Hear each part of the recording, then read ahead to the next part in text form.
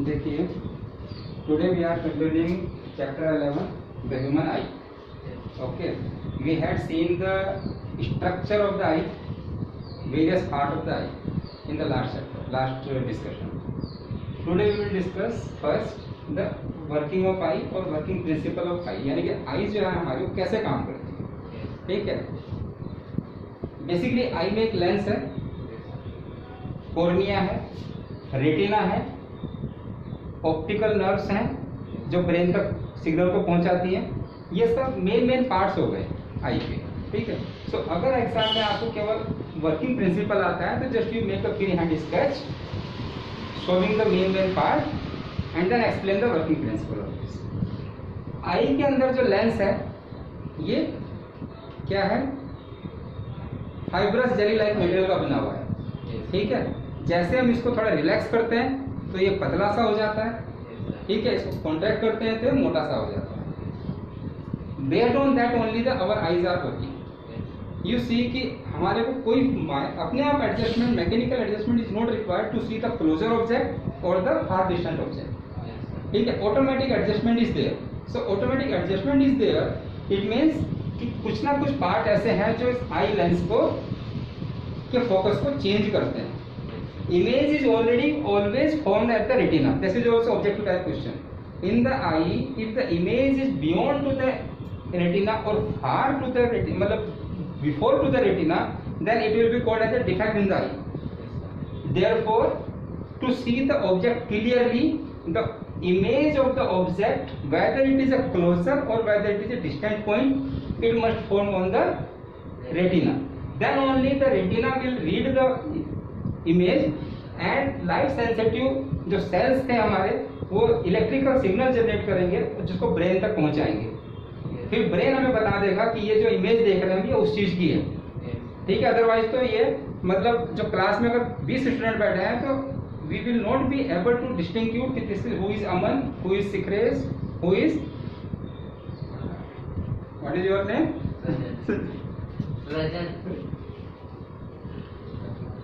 Karan. देखा? So who is Karan? So it will be impossible to diagnose or identify. ठीक है, कब हम इसको आइडेंटिफाई कर पाते हैं कि जब हमारे ब्रेन के अंदर कुछ पहले से सेट है, वो सिग्नल जाता है, वो उसको रीड कर देता है कि नहीं ये करण है, ये सिक्रेश नहीं है. ठीक है, अब देखिए ऑटोमेटिक एडजस्टमेंट कैसे होता है. A very important part which is known as the ciliary muscles, जो इसके लेंस की थिकनेस को वेरी करती है. Though it is not in a syllabus, but how the thickness and focal length of the eye lens are varying, are dependent to each other. There is one relation. ठीक है, relationship between lens thickness and its focus length. 1 upon f equal to n minus 1, 1 upon r1 minus 1 upon r2 plus n minus 1 into t upon n r1 r2, where t is the thickness of the lens and f is the focal length. Our emphasis is only to discuss the t and f, thickness of the lens and the focus. ठीक है, other things are not important to us for this chapter. यहाँ से हमें clear हो जाता है कि अगर हमारा थिकनेस बढ़ती है तो फोकल लेंथ डिक्रीज हो जाएगी, बिकॉज इनवर्सली प्रोपोर्शनल है. ठीक है, यानी कि आई लेंस का अगर थिकनेस बढ़ा दिया, लेंस वही है लेकिन इसको क्या किया, थिकनेस को बढ़ाया, तो हमारा फोकल लेंथ कम हो जाएगा, और अगर थिकनेस को कम करे तो फोकल लेंथ बढ़ जाता है. यही बेसिक प्रिंसिपल हमारा अंदर काम करता है. इसी को हमने थोड़ा सा लिख दिया है. कैसे लिखा देखो, when the light rays enters in the eye, जब हम किसी चीज को देखते हैं तो हमारे पास क्या है, पहले कॉर्निया है. ठीक है, जिसकी शेप भी लगभग कैसी है, लेंस टाइप ही है. तो हमारा मैक्सिमम कन्वर्जिंग जो पॉइंट है वो इसी के अंदर से ही स्टार्ट हो जाता है. ठीक है, मैक्सिमम बाइंडिंग रिफ्रैक्शन जो है वो यहीं से हो जाता है. of the light rays occurs at the cornea, final adjustment is done by the lens. ये जो हमने लेंस पढ़ा था उसकी डेफिनेशन लिखी थी, उसमें लिखा भी था कि lens is only for the making the final adjustment to make the object distinctly clearly. Okay, so lens to make the clear image of the object at the retina. Now अब basic function क्या होता है कि हम generally दो चीज को के ऊपर डिस्कस कर लेते हैं. एक तो हम जब इन्फिनिटी देखते हैं, इन्फिनिटी का मतलब है कि हम यहाँ से खड़े होकर स्काई को देखते हैं, रात में हम मून देखते हैं. ठीक है, तो that is at infinity for us. जब हम रीड करते हैं that is closer to us. देखो दो पॉइंट हम इसमें डिस्कस करेंगे जो आगे हम डेफिनेशन में लिखेंगे, far point and near point. उनको हम अलग से हम उसको डिस्कस करेंगे, डेफिनेशन लिखेंगे।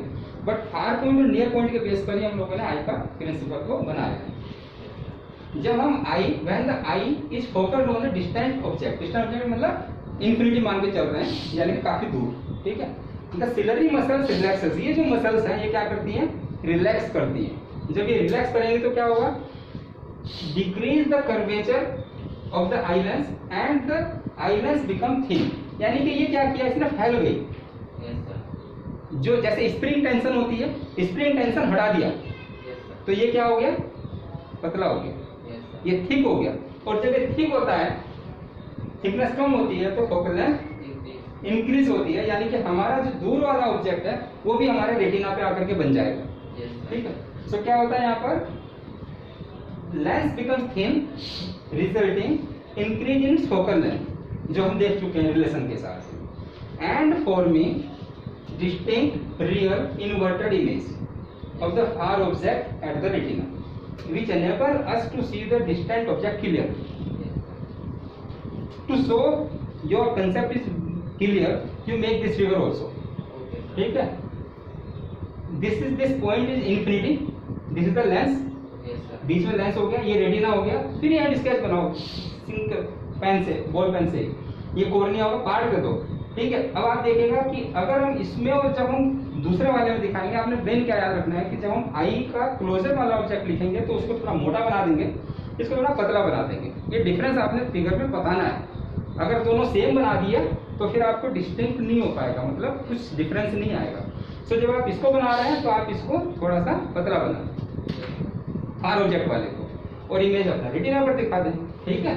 सो this is the image forming at the retina. जब हम नजदीकी चीज को देखते हैं, when the eye is focused on the closer object like while reading, while doing the work on the computer, ठीक है, द सिलरी मसल्स कॉन्ट्रैक्ट, तब ये क्या होता है, कॉन्ट्रैक्ट होती है, यानी कि स्प्रिंग की तरह ये टाइट हो जाती है। स्प्रिंग को जैसे हम दबा देते हैं, उस टाइम पे क्या होगा कि जब ये इसको ऐसे करेंगे तो ये फैल जाएगा, यहाँ से फैल जाएगा, तो यानी कि थोड़ा थिक हो जाएगा, सेंटर से मोटा हो जाएगा, और जब मोटा हो जाएगा तो थिकनेस बढ़ेगी तो फोकल लेंथ रिड्यूस हो जाएगी,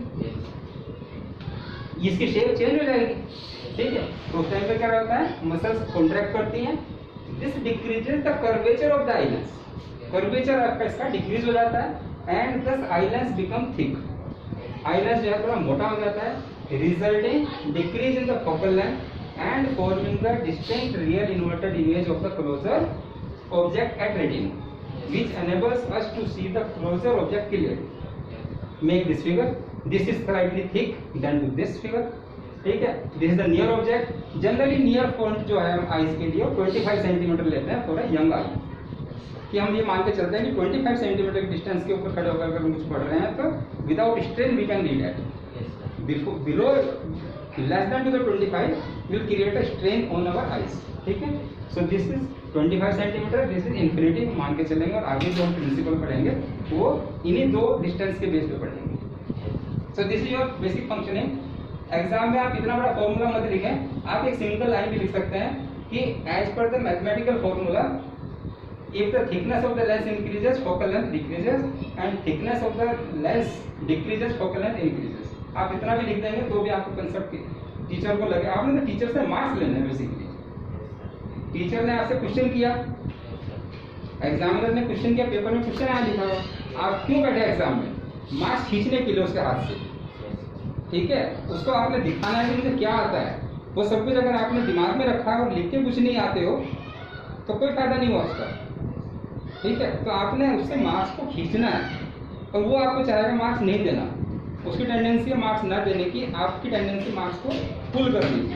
फुल करने के लिए आप जितना अच्छी तरीके से, जितना फिगरेटिव आप एक्सप्लेन करेंगे, उतने ही वो आपको इम्प्रेस हो जाएगा आपसे, आपके एक्सप्लेनेशन से आपको फुल मार्क्स रिलीज कर देगा, ठीक है। तो वो भी आपका सिलरी मसल की तरह काम करता है, ठीक है। लेकिन वो हमेशा क्या करता है, कॉन्ट्रैक्ट करने की कोशिश करता है कि मुझे मार्क्स ना देने पड़े, ठीक है।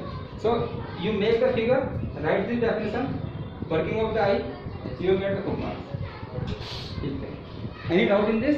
नाउ इसके बाद हम पढ़ेंगे अभी power of accommodation. Power of accommodation is based on this concept only. Then उसकी हम डेफिनेशन लिखेंगे।